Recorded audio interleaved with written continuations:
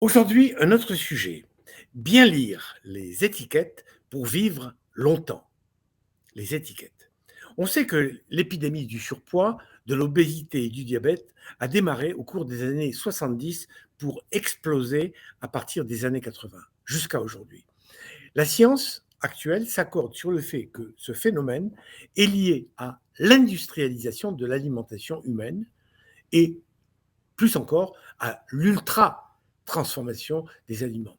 D'où l'importance de bien lire ce que la loi impose aux fabricants d'afficher sur leurs étiquettes. Malheureusement, la loi n'impose pas encore d'afficher le degré de transformation des aliments. C'est donc à vous de l'établir. Comment? Alors, plongez-vous dans la liste des ingrédients de l'aliment que vous venez d'acheter ou que vous allez acheter et cherchez ce que je vais vous indiquer. Les deux premiers, les plus importants à suivre, à surveiller, sont le sucre blanc et la farine blanche. Et s'ils sont blancs, c'est parce qu'ils ont été blanchis, c'est-à-dire ultra transformés. Il y a aussi toutes les farines de céréales, comme la farine blanche ou les flocons d'avoine, ou de riz, ou de maïs, les pires étant le maïs soufflé et tous les grains extrudés. Enfin, le roi des produits transformés, c'est le cornflakes. Quittez les ingrédients et passez maintenant aux valeurs nutritionnelles. Ne faites pas de fixation sur la première ligne qui est celle des calories, car il y a de bonnes et de mauvaises calories. Allez directement sur la ligne glucides, sont les sucres.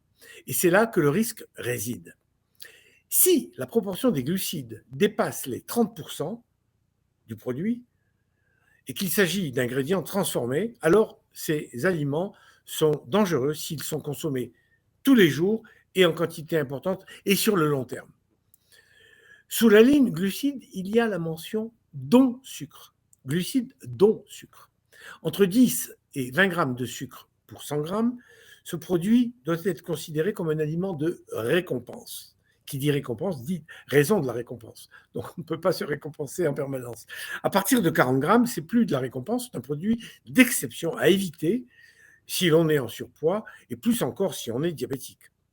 Et puis, il y a la ligne des lipides, les graisses. La quantité globale des lipides a moins d'importance, a moins d'intérêt que la quantité des acides gras, qui sont les mauvais glucides. Ils sont saturés et ils ont une responsabilité importante dans la sclérose des artères et toutes les maladies cardiovasculaires. Maintenant, intéressez-vous aussi à la ligne des fibres. Les fibres ont un immense intérêt, car il s'agit de la cuirasse des aliments à risque que je vous ai énumérés. Une bonne teneur en fibres, comprise par exemple entre 10 et 20 grammes pour 100 grammes, réduit le danger des ingrédients ultra transformés. C'est le cas du son d'avoine, le son de blé ou la pectine de pomme, qui sont d'excellentes, qui sont les meilleures fibres. Enfin, la ligne du sel vous concerne si vous avez de l'hypertension ou si vous avez une tendance à la rétention d'eau. Sachez qu'une consommation normale, quotidienne de sel se situe aux alentours de 5 grammes par jour.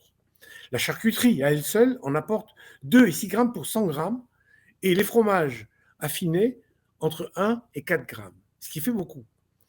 N'oubliez pas la teneur en sel des eaux minérales. Voilà,